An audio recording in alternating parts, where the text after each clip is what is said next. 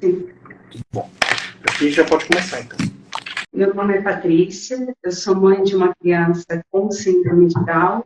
Então, estamos dando continuidade na live com o defensor público, Rodrigo Gruppi, sobre o que diz a lei sobre os profissionais de apoio escolar. Rodrigo, por favor, se apresente. Eu sou defensor público desde 2017. Estou no núcleo especializado em direito à pessoa idosa da pessoa com deficiência desde 2020. E a gente já está aí no segundo mandato, né? A gente tem um mandato de 2 anos. A gente já fez uma live aqui antes, agora vou falar sobre algum outro tema, o tema que você mencionou aí, né? Os profissionais de apoio, como lidar com essa perspectiva da educação inclusiva a partir dessa necessidade de apoios e necessidade de outros profissionais dentro das salas de aula ou dentro desse espaço escolar, não necessariamente na sala de aula, para garantir a educação inclusiva. Sim. Na verdade, também eu creio assim, para a gente, vou falar agora como mãe de criança deficiente, né? Vai ser, na verdade, a resposta que nós estamos querendo, né? Um pergunta e resposta. Vamos lá? Vamos. No artigo da LBI, no artigo 15, nos traz a definição profissional de apoio, o PAI. Acompanhante e cuidador. Tem como o senhor explicar cada um deles e exemplificar quais profissionais atuam nesse espaço escolar? Ou seja, quais profissionais que têm que acompanhar as crianças durante a aprendizagem? Porque para isso fica meio confuso, né? Sim. Só vamos tentar pensar organizar isso de um jeito que eu acho que talvez seja um pouco mais compreensível, que é o seguinte: não existe uma regra pré-definida sobre qual vai ser o apoio necessário para aquela pessoa no processo educativo. Então, como cada deficiência é uma deficiência, mesmo quando você tem a mesma deficiência, as situações não necessariamente são iguais, muitas vezes você precisa de apoios diferentes ou de formas de apoios diferentes. Então, uma pessoa, por exemplo, que é cadeirante, pode precisar de apoios diferentes de uma pessoa que tem síndrome de Down, diferente de uma pessoa que é cega, diferente de uma pessoa que é surda, diferente de uma pessoa que tem uma paralisia cerebral ou que é uma pessoa com autismo. Então, isso tudo cria uma variedade gigantesca de possibilidades e de necessidades de atendimento dessas pessoas com deficiência. Então, é muito difícil a gente dizer antes quais profissionais, com um quadro mínimo básico para o atendimento dessas pessoas com deficiência no espaço escolar. Isso é algo que não depende exclusivamente de uma normativa de fora do espaço escolar para dentro. O que acontece aqui? A gente, quando vai fazer essa perspectiva da educação, a gente pode ter essa ideia de que exista um quadro mínimo básico. Na verdade, o que a gente tem hoje mais moderno no processo educativo é a construção de um desenho universal de educação, que é como se fosse o desenho universal arquitetônico, né, que minimiza muito as barreiras e os impedimentos que as pessoas com deficiência lidam na escola. E para os casos em que isso não é suficiente, aí sim, algumas adaptações que são razoáveis e os apoios que são necessários. E como é que a gente sabe que é uma adaptação razoável e que é um apoio necessário? A gente vai ter que estudar aquela pessoa com deficiência em si. Por quê? Porque o conceito de pessoa com deficiência hoje, o conceito de modelo social, ele está relacionado com as barreiras, os impedimentos e as barreiras. Então, são os impedimentos que a pessoa tem e as barreiras que a sociedade impõe. E a gente tem como foco a eliminação de barreiras. Então, a gente não vai discutir mais o impedimento que a pessoa tem exclusivamente, mas a barreira que ela tem que lidar para eliminar essas barreiras. E isso pode passar por inclusão de um profissional específico de apoio dentro do espaço escolar, mas pode ser que isso não seja necessário. Então, para isso, a gente tem que fazer um plano educacional individualizado. Sem um plano educacional individualizado, a gente vai ter muita dificuldade de organizar qualquer forma de apoio, qualquer forma de profissional de apoio ali dentro da escola. E aí a gente também caminha aqui, passando antes um pouco da Lei Brasileira de Inclusão, na Constituição, no artigo 208, no inciso 3, ele fala que o atendimento é dever do Estado, com a educação, mediante a garantia de um atendimento educacional especializado dos portadores de deficiência, preferencialmente na rede regular de ensino. Então ele chama de atendimento educacional especializado. E o que é esse AEE? Que também está previsto no Estatuto da Criança e do Adolescente. O programa de identificação e eliminação de barreiras e a construção de atividades suplementares e complementares. Então, tanto a questão de complementar as atividades entre pessoas profissionais ali naquele espaço, quanto a questão de trazer outras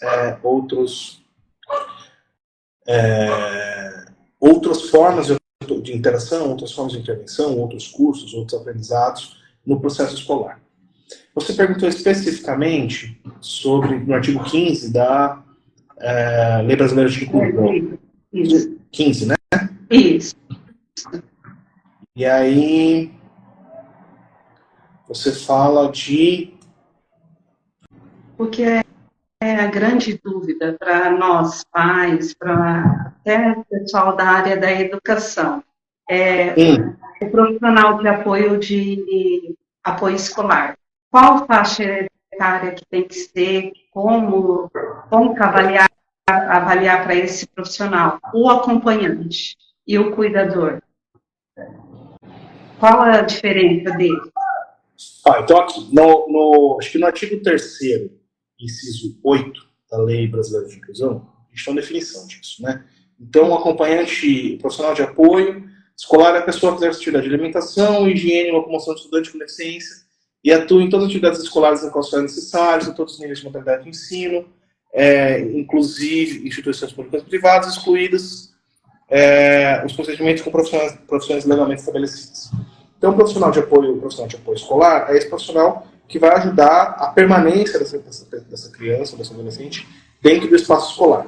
Não necessariamente vai estar dentro da sala de aula, inclusive porque a lei restringe essa possibilidade, já que professor é uma profissão regulamentada, mas vai estar ali junto com essa pessoa com deficiência no trato do dia a dia.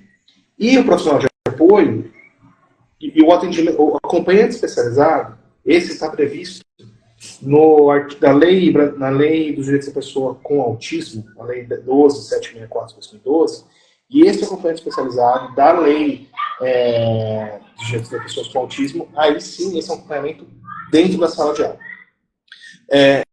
Mas como eu disse, estava tentando explicar, a gente não tem como dizer, antes de fazer uma análise, um plano educacional individualizado, quais são os tipos de profissionais e quais são os tipos de apoio que essa pessoa vai precisar na escola. É muito difícil a gente falar, não, olha, sempre vai ter que ter um agente de vida escolar, ou um professor auxiliar de sala de aula, ou um estagiário de pedagogia. A gente tem que pensar nesses profissionais como profissionais instrumentais. São profissionais que são instrumentos para garantir a inclusão dessa pessoa com deficiência na escola. Mas eles não são profissionais que são um fim em si mesmo. Eles são profissionais para possibilitar que essa pessoa tenha essas barreiras que impedem ela de ser incluída na educação comum regular, ter essas barreiras eliminadas. Então, eu entendo a pergunta, eu entendo a dúvida, mas eu acho que a vastidão das possibilidades de pessoas com deficiência e o fato de que cada pessoa e cada deficiência impõe barreiras diferentes e requer intervenções e atuações diferentes, que a gente fica difícil de dizer, olha, precisa ter um profissional de apoio para cada pessoa, ou precisa ter um acompanhante especializado para cada pessoa com autismo, ou pode ter um acompanhante especializado para cada 5 pessoas, ou pode ter um profissional de apoio assim, assim, assado. A gente tem muitos recursos no processo educacional atualmente que são interessantes dessa perspectiva. Tanto as salas de apoio, os profissionais de apoio, o atendimento educacional especializado, nessa perspectiva de um plano individualizado. E a gente não tem várias formas dessa intervenção acontecer, e fica difícil da gente estabelecer uma regra que valha para todas as pessoas. Eu não sei se eu te respondi ou se era a resposta que você esperava. Não, respondeu. Respondeu claro. Aí surgiu outra dúvida seguinte, você falou muito do plano, é a escola que define esse plano individual do aluno? Não necessariamente só a escola. Assim, todo processo educativo tem que ter uma ideia de onde ele quer partir e de onde ele quer chegar. A educação sempre pressupõe objetivos educacionais, meios para processos objetivos e aí recursos que vão ser utilizados. Então, essa construção desse projeto individualizado, ela tem que ser dialogada e ela tem que ser trazida tanto pela escola, pela coordenação pedagógica, mas pela família. A família também é protagonista dessa construção desse projeto. Então tem que ter uma reunião, pelo menos uma reunião. Pelo menos. Diga. Então tem que ter, pelo que eu entendi até agora, então tem que ter uma participação para a elaboração desse plano da família, juntamente com a escola e a coordenação pedagógica. Isso. O ideal é que seja dessa forma, de que a família possa participar, até que a família... Porque é o seguinte, né? Muitas vezes, quem tem uma noção muito melhor das barreiras que as pessoas enfrentam é a família. Porque é ela que lida no dia a dia. É ela que sabe, mais ou menos, quais são as dificuldades no dia a dia das pessoas. É elas que conhecem melhor aquelas pessoas que estão sendo levadas ao espaço escolar. É elas que têm aquelas informações.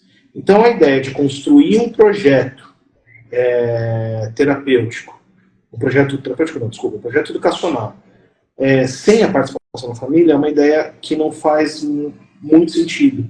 Inclusive, para trazer essa perspectiva de quais são as barreiras. Ainda que você... porque assim, né, ainda que o profissional de pedagogia entenda que é ele que vai traçar os meios para alcançar um objetivo, tanto a escolha dos objetivos quanto as barreiras iniciais, elas têm que ser dialogadas com a família.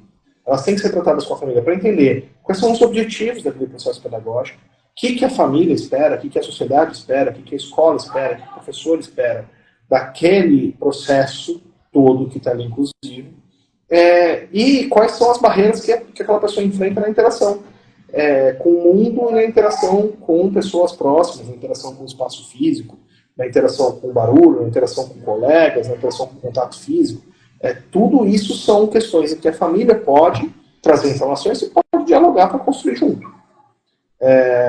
Então, acho que a família é um elemento muito importante nessa discussão e construção de um plano educacional inclusivo, individualizado, para que essa pessoa possa definir quais são as barreiras que ela tem, quais são os apoios que vão ser necessários, como é que vão ser eliminadas essas barreiras, e aí sim, eventualmente, se for necessário um profissional de apoio, buscar esse profissional de apoio, se for necessário um acompanhamento especializado, buscar esse acompanhamento especializado, mas nessa perspectiva de que já houve uma análise individualizada daquelas circunstâncias daquela pessoa que está sendo incluída naquele espaço escolar, naquele local de ensino. Entendi. E os municípios, entendendo que, baseado nessa, eles devem estabelecer algum tipo de normalização para a formalização da atuação deste profissional, sendo que isso já está adequado, existem documentos que trazem essas definições? Então, os municípios, eles são responsáveis, em geral, pela educação infantil e pela educação fundamental 1, né? Fundamental 1 tem Estado, tem município, depois tem uma transição para o Estado. Então, o ensino fundamental 1 e o ensino infantil, geralmente, são do município.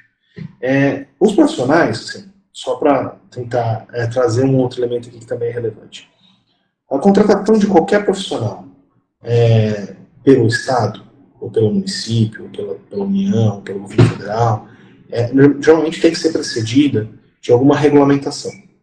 Porque isso tem que estar previsto em lei. O Estado, a Prefeitura, o município só pode fazer aquilo que está previsto em lei.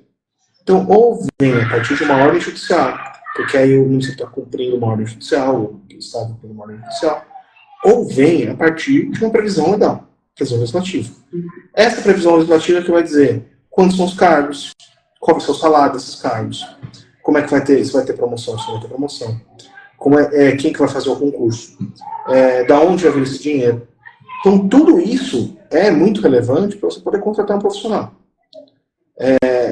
E essas regras, muitas vezes, passam por ter uma previsão legal.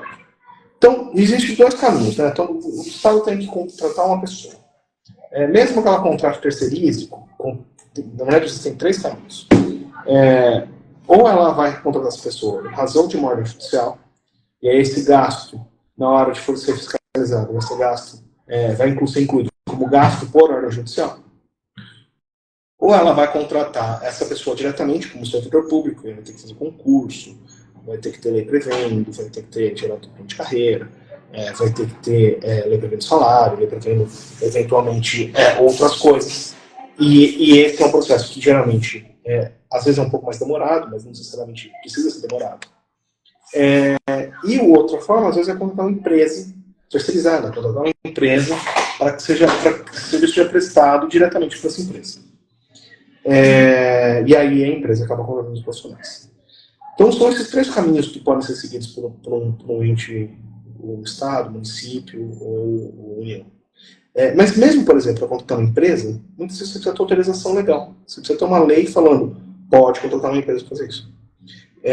Então, como regra, para responder a sua pergunta, é necessário que haja uma regulamentação desses profissionais pelo Estado, pelo município, para que essa contratação possa ser feita fora de ordem judicial e possa ser organizada a partir de uma lógica mais igualitária de atender a todas as pessoas e não apenas aquelas que recorrem ao judiciário.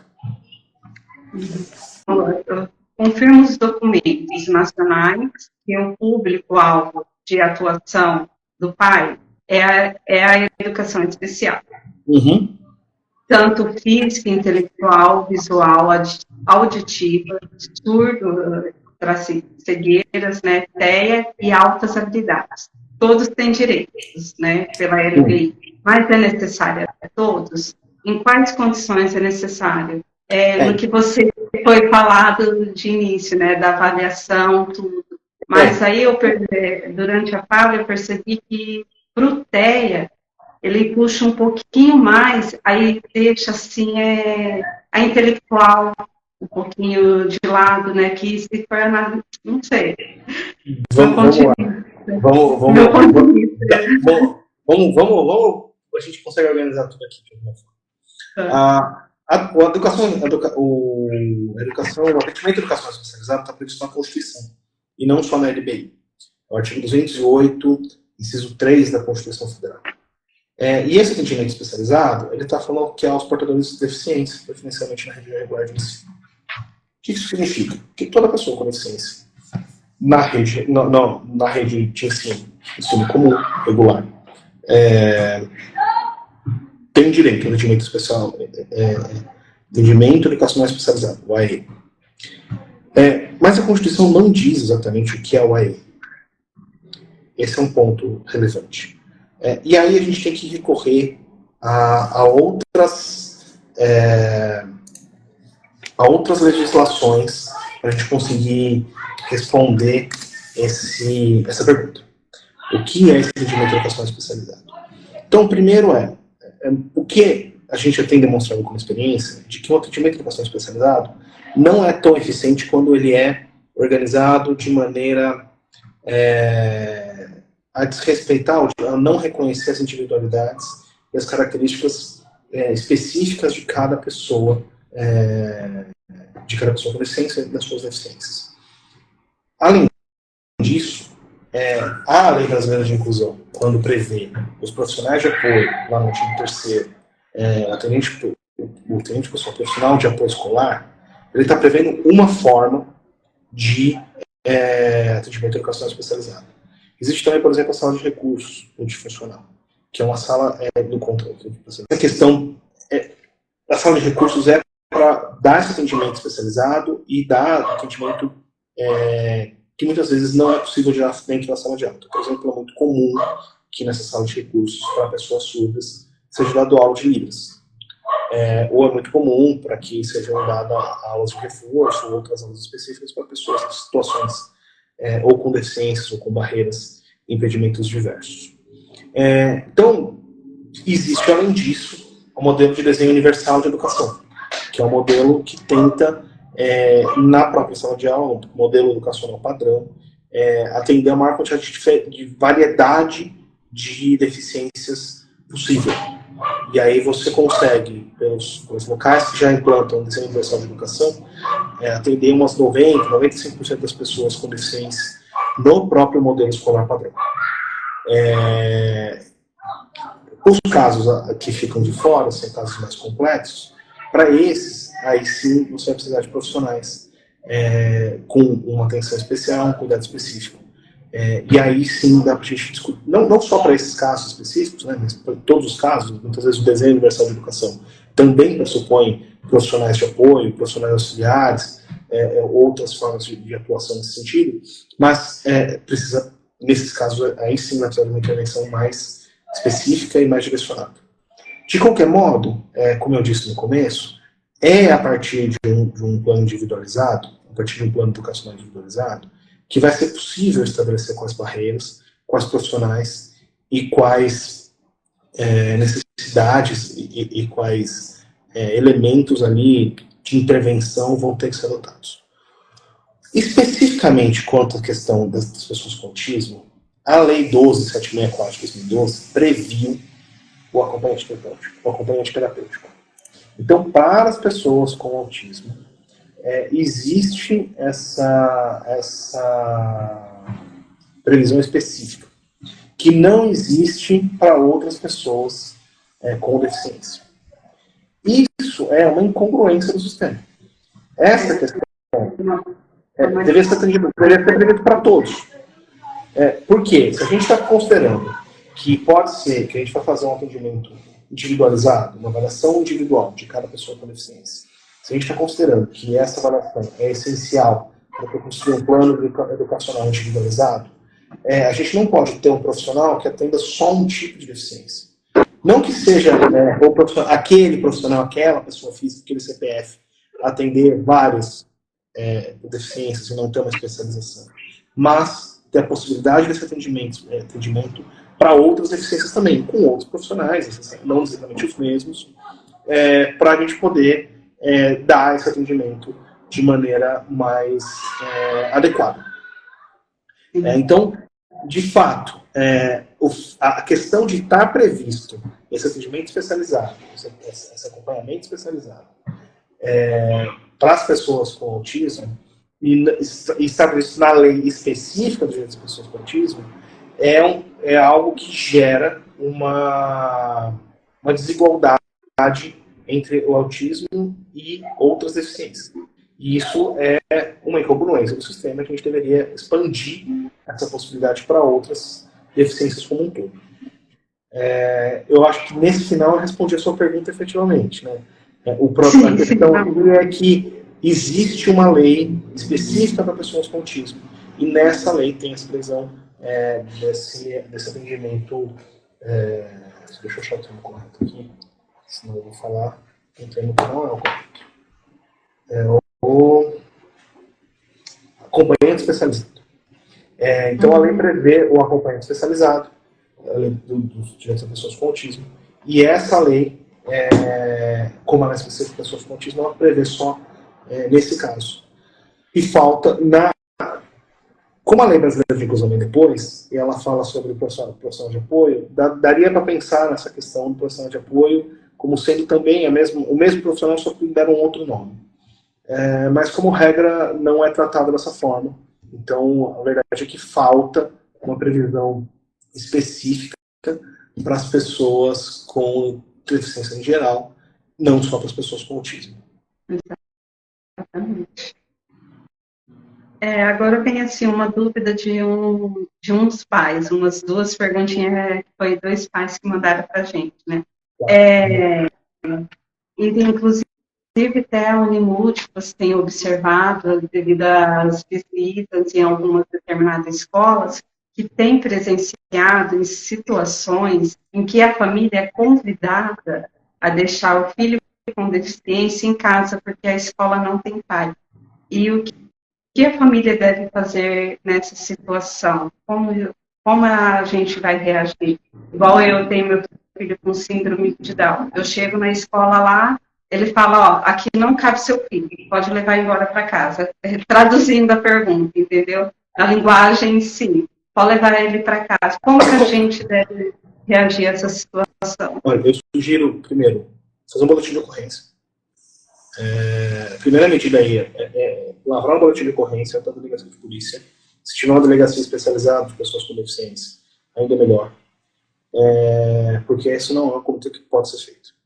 Além disso, procurar algum dos órgãos do sistema judiciário, seja a Defensoria Pública, como órgão de acesso à justiça, se houver Defensoria Pública na cidade, a pessoa que está passando por isso está nos assistindo, ou o Ministério Público, por conta da prática inadequada, às vezes pode até ser criminosa, discriminação, e denunciar nos canais todos possíveis de denúncia.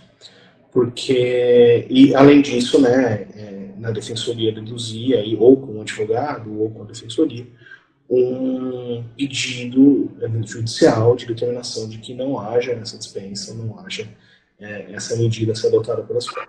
Essas são as medidas básicas, né, as primeiras medidas a serem tomadas nesse tipo de situação. Então, só para reorganizar e repetir, fazer um boletim de ocorrência, procurar a Defensoria Pública ou o Ministério Público, Procurar a Defensoria, mãe, se der, procurar o Conselho Tutelar. Conselho Tutelar. E aí procurar a justiça para a determinação de atendimento dessa pessoa. O fato é o seguinte, isso é uma conduta muito grave, inadequada, que, a depender das circunstâncias, pode ser criminosa. E então ela tem que ser coibida, ela tem que ser, ela não pode ser permitida que ela seja tomada sem nenhuma consequência. Então a recusa, ou a expulsão, ou a negativa de permanência no espaço escolar de pessoa com deficiência, em razão da sua deficiência, que é isso, né? Tem que ser em razão da deficiência. Se a pessoa com deficiência, sei lá, está com conjuntivite, que é uma doença que não pode ter contato, aí, de fato, seria qualquer pessoa com conjuntivite não poderia estar naquele espaço escolar. Agora, se essa impedimento de estar no espaço escolar decorre da deficiência, aí isso pode ser crime. Isso é uma irregularidade educativa, pode ser informado à Delegacia Regional de Ensino. E isso pode ser também questionado, inclusive entrar com eventuais danos morais contra esse estabelecimento escolar ou contra o Estado, por ter produzido esse dano contra a família e a pessoa com deficiência. Então, acho que essa é uma conduta das mais graves possíveis, das violências mais graves contra as pessoas com deficiência. E não é violência física, né? Porque a violência física é sempre muito grave, mas é uma violência que não necessariamente é física, mas é muito grave. Então, por isso, ela tem que ser denunciada por todos os órgãos possíveis em que houver essa denúncia. E, eventualmente, também fazer o pedido de indenização por dano moral, porque é algo bastante gravoso. E como proceder? Eu acho que essa sua fala vai ser mais ou menos a... E como proceder? O cuidador ficou doente, precisou ser afastado, atestado médico por motivo de saúde. Aí a escola pede para a criança ficar em casa. A escola já não... Como que é a escola? O que tem a ver a família com esse problema da escola? Exatamente. É claro que o profissional, o cuidador tira férias, o cuidador pode ficar doente, pode ficar familiar, pode ter algum acidente. Ele é um profissional, é um trabalhador, como qualquer trabalhador, que tem os seus direitos, pode ter as suas dificuldades na vida, então é do próprio mercado de trabalho e da lógica das relações de trabalho, que essa pessoa se ausente em algum momento. E o que não pode acontecer é recair sobre a família. Se um professor falta, vai ter um professor substituto. Mas se um profissional de apoio à pessoa com deficiência, um pai, um profissional de atendimento especializado, de acompanhamento especializado, falta, não vai ter um substituto. Então é a mesma coisa, de alguma forma é uma negativa. A escola tem que organizar a escola tem que organizar uma forma de gestão de pessoas, ou com contratação de profissionais, ou de remanejamento de profissionais, ou de capacitação de um profissional para ser substituto. De alguma forma, a escola mesmo tem que fazer isso, para que essa pessoa não fique sem o atendimento escolar. A gente tem um princípio administrativo que é a vedação à solução de continuidade. Esse nome gigante significa que os serviços públicos não podem parar. Então, se você contrata, por exemplo, isso já aconteceu, né? Tem um caso, eu lembro de um caso, acabei atuando nesse caso, um espaço, uma escola que atendia pessoas com autismo, encerrou o contrato, não queria mais assinar o contrato, renovação do contrato com o Estado. E aí o Estado entrou com a ação falando, olha, você não pode parar de atender essas pessoas do dia para a noite, porque você está prestando serviço público. E os serviços públicos não podem ser interrompidos. Assim, dessa forma. Então, a gente vai tirar essas pessoas desse local, mas a gente vai precisar de um prazo para realocar essas pessoas. Você também não é obrigado a assinar o contrato. Mas a gente vai abrir um prazo, então vai precisar de um prazo, e você vai ter que admitir o prazo. E o juiz falou, não, vai ter que continuar atendendo igualzinho, até que consiga fazer essa transferência. Porque existe essa previsão de que o serviço público não pode ser interrompido. Esse princípio, né, que a gente chama. Então, o que eu quero dizer aqui nesse caso? O serviço público não pode ser interrompido, mas isso não significa tanto que não pode ser fechada a escola, como um todo, como não pode ser cessado o atendimento de uma pessoa com deficiência, por falta de um profissional específico. Exatamente. Porque senão o serviço público para aquela pessoa com deficiência está sendo cessado, e não o serviço público como um todo. Então, reitero, são as mesmas orientações para esse caso, para caso haja esse tipo de situação. Informar os órgãos de controle, o Conselho Tutelar, a Delegacia Regional de Ensino, a Defensoria Pública, o Ministério Público, se tiver algum advogado, não tiver a pessoa tiver um advogado, ou a pessoa já tiver um advogado de confiança, parece que esse advogado pleiteie diante do juiz a determinação de que haja uma substituição desse profissional, principalmente se esse afastamento for mais longo. Acho que aí tem várias questões, né, que são muito relevantes. Tem aquelas situações, a gente teve na pandemia, de que todo mundo pegou Covid e aí ninguém podia trabalhar, ou alguém pegou Covid, todo mundo estava exposto. São situações que ficaram mais difíceis. Mas se, por exemplo, a pessoa que é cuidador sai de licença de saúde, porque, sei lá, teve perda do rim, precisou operar, vai ficar 15 dias fora, precisa ter alguém substituindo. Então, acho que esse é um ponto que precisa ser bem esclarecido, porque como esse é um serviço, principalmente se for uma escola pública, é um serviço público, ele não pode ser simplesmente interrompido. Então, não é o caso de dispensar o aluno com deficiência, porque o profissional, o cuidador, o profissional do pai, não foi naquele dia na aula. Precisa ter um mecanismo já estabelecido, um fluxo já estabelecido de substituição desse profissional, para que a continuidade dos serviços educacionais continuem a valer para aquela pessoa também com deficiência, de que ela também é cidadão, tanto quanto qualquer outro criança ou adolescente que está na escola. E já teve situações mesmo, assim, até que a escola convidou, pediu para a mãe ficar com a criança na escola. Né? E isso já não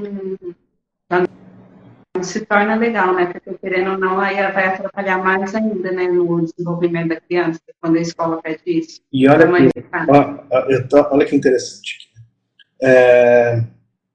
no parágrafo 1º do artigo 4º da Lei Brasileira de Inclusão, ele diz o seguinte: considera-se discriminação em razão de deficiência toda forma de distinção, restrição ou exclusão por ação ou omissão que tenha o propósito ou efeito de prejudicar, impedir ou anular o reconhecimento ou exercício dos direitos e das liberdades fundamentais da pessoa com deficiência, incluindo a recusa de adaptações razoáveis e fornecimento de tecnologias assistivas.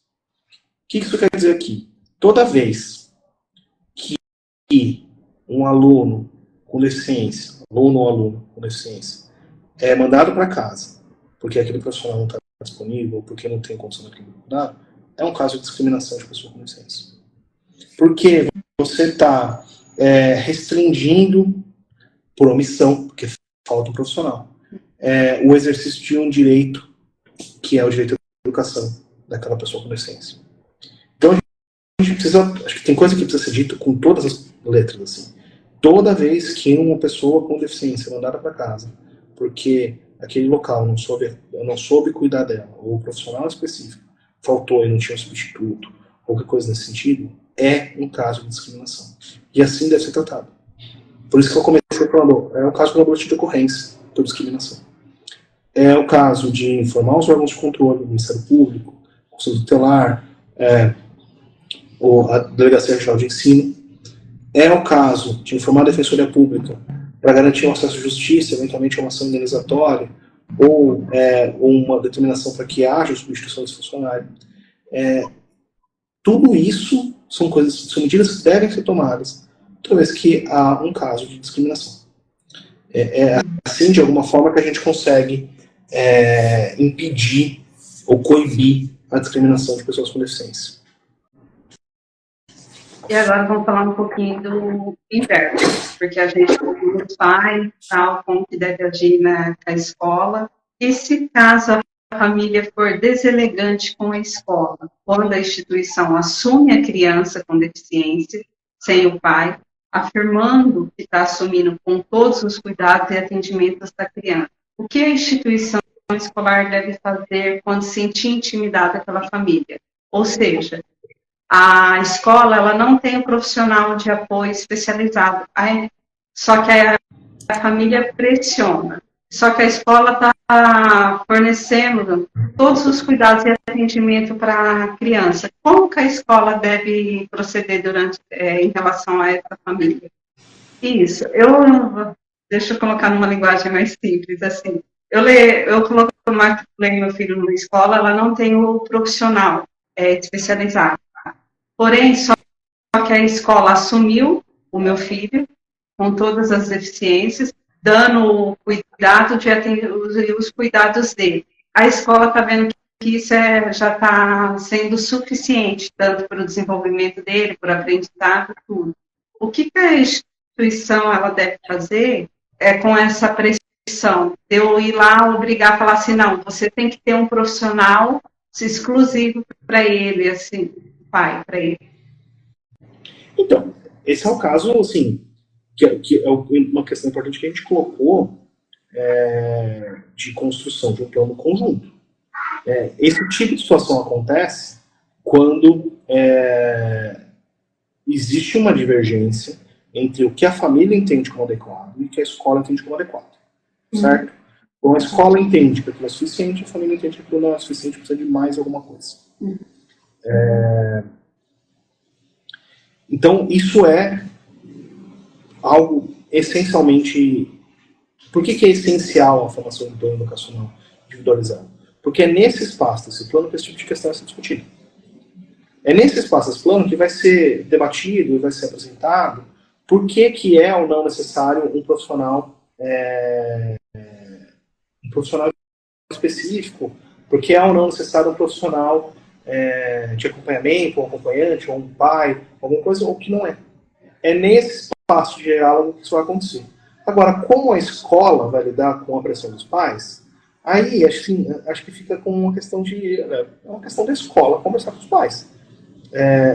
Não cabe a nós, principalmente como defensoria, exatamente dar uma solução para o que a escola vai fazer se ela está entendendo que o serviço dela está sendo bem aplicado, mas a família está discordando. Eu acho que essa é uma questão que é uma questão que a gente foge ao nosso alcance. Não cabe à mãe dessa pessoa, ao familiar, se preocupar com como a escola vai lidar com essa questão. Não cabe necessariamente à Defensoria Pública, que está representando geralmente as famílias, ou as crianças, ou os adolescentes, por como a escola vai apresentar essa informação, cabe à escola. Então a escola que é responsável por buscar jeitos mais ou menos eficientes de apresentar o seu plano de trabalho para dizer e justificar e convencer os pais de que aquilo é o mais adequado. Outra dúvida aqui, o que a família pode fazer quando a escola é privada e condiciona a matrícula da criança com a deficiência ao pai? Ou seja, eu matriculei meu filho numa escola privada, aí eu que tenho que, além de custear a mensalidade, eu que tenho que custear o profissional de apoio especializado. Mas é que a minha pergunta aqui perdi o foco. Bom, então vou voltar. Não é permitido a cobrança de mensalidades e de valores diferentes das pessoas com deficiência. Isso está tranquilo na legislação. Inclusive, se for o caso de pessoa com autismo, é crime. O gestor escolar ou a autoridade competente recusar a matrícula de aluno ou qualquer outro tipo de deficiência, o espectro autista será punido com multa de 3 a 20 salários mínimos. Em caso de reincidência, será pelo processo administrativo, assegurado o contraditório para defesa e perderá o cargo. Isso aqui se for agente público, né? Então, nesse caso aqui, então, fica muito claro de que não é possível a cobrança ou a diferenciação nos valores de matrícula para nenhuma pessoa com deficiência. Então, se você vai fazer uma matrícula na escola, essa matrícula, o valor da mensalidade tem que ser exatamente o mesmo do valor da mensalidade cobrado por qualquer outra pessoa. E não pode ter essa diferenciação. Inclusive, tem decisão recente do STF sobre isso, de que não pode haver essa diferenciação. Então, quando a escola está cobrando, está querendo que você vincule a matrícula à disponibilização de um profissional imediatamente, um profissional de apoio, isso é inadequado. Isso também deve ser denunciado às autoridades, porque não tem... quem tem que lidar com esse profissional, quem tem que estar preparado para uma educação inclusiva é a escola. Então a escola tem que estar preparada para receber pessoas de qualquer tipo de deficiência.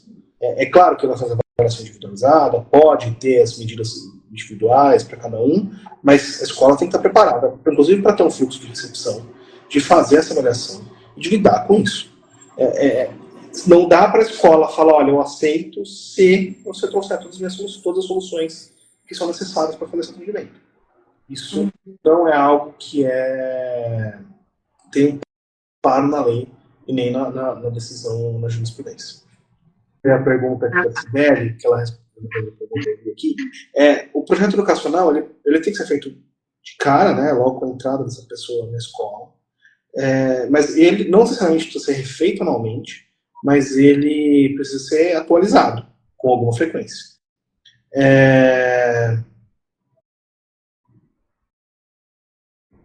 Então aqui, só para ilustrar, no artigo 28, incumbe ao poder público assegurar, criar, desenvolver, implementar, acompanhar, avaliar. 3. Projeto pedagógico que institucionaliza o atendimento e educação especializada. 5. Levar serviços e adaptações razoáveis para atender as características dos estudantes com deficiência e garantir seu pleno acesso ao currículo em condições de igualdade, promovendo a conquista e o exercício de sua autonomia.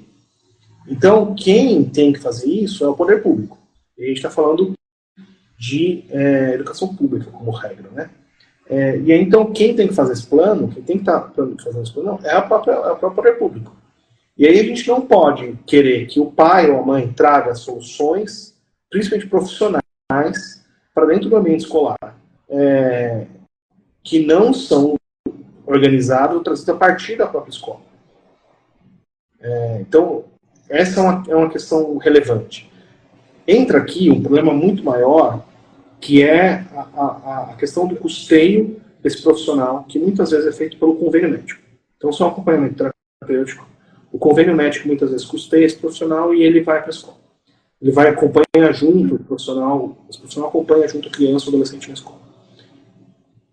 Aqui tem outros problemas, tem um problema de responsabilização eventual, né? Muitas escolas, muitas prefeituras e estado que não autorizam a entrada desses profissionais no ambiente escolar, e aí sempre gera um problema.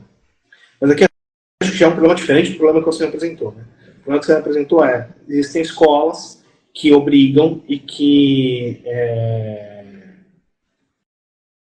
exigem do matriculando, né, daquele aluno, daquela aluna, ou da família daquele aluno, daquela aluna, a matriculação já junto, em conjunto, a apresentação de componente terapêutico ou de profissional de pai. Sim, na rede pública isso não faz nenhum sentido. Mas na rede privada também não faz sentido, porque não pode haver essa diferenciação, isso é um preconceito, isso é uma forma de restringir o acesso. E não pode haver diferença na matrícula. Então, se não posso haver diferença na matrícula, esse é um profissional que tem que ser fornecido pela própria escola. E a escola que tem que se organizar para incluir esse custo nos seus custos gerais, que são custeados pela matrícula de todos os alunos. Diga.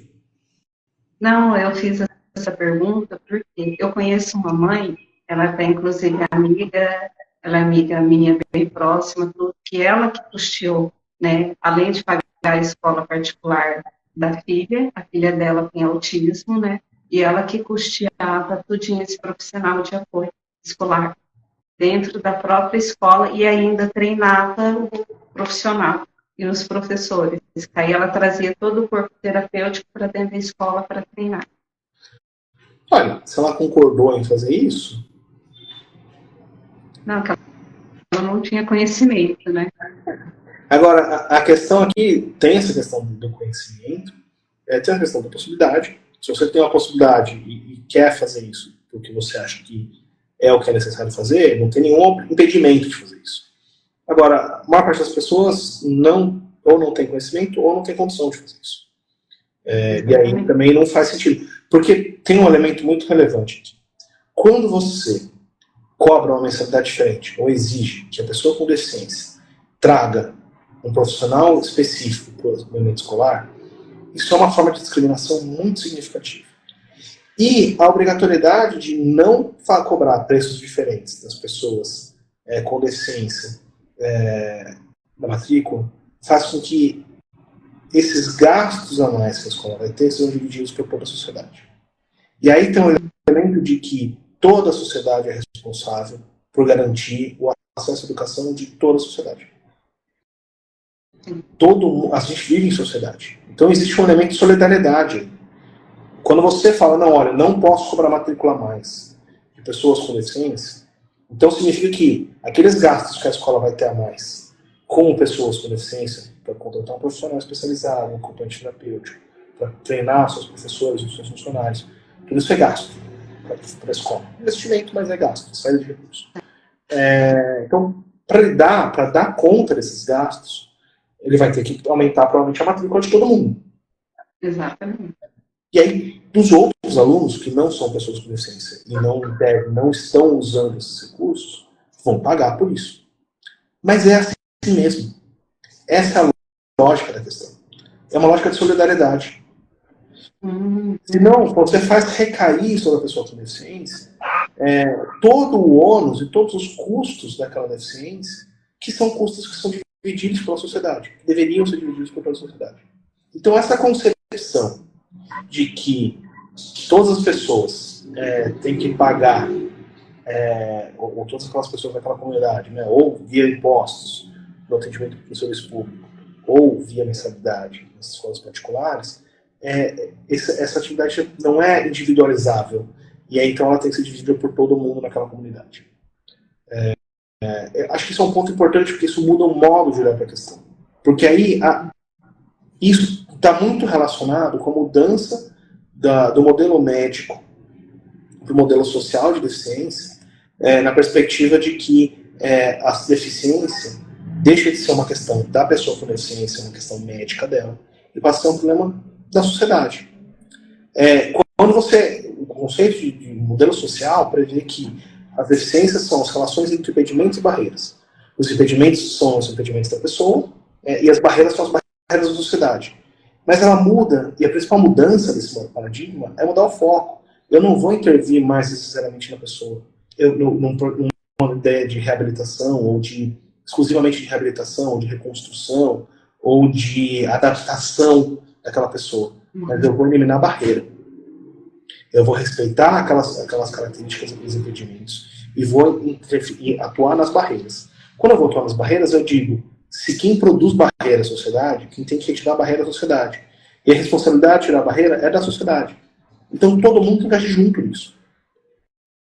É isso que justifica, de alguma forma, essa cobrança, essa impossibilidade, essa vedação, a cobrança diferenciada de mensalidade de pessoas com deficiência. Ou cobrança do valor de plano de saúde. É essa ideia de que a sociedade toda é responsável pelos custos da sociedade toda. Não dá para você parar uma coisa da outra. Alguma consideração final, Rodrigo? Eu queria agradecer o convite, desculpas por não conseguir fazer mais tarde essa live. Tá difícil de me organizar aqui com minha filha em casa. Então, queria pedir desculpa por não ter feito mais tarde, mas estou à disposição. Qualquer coisa é só me convidar novamente. Primeiramente, eu agradeço.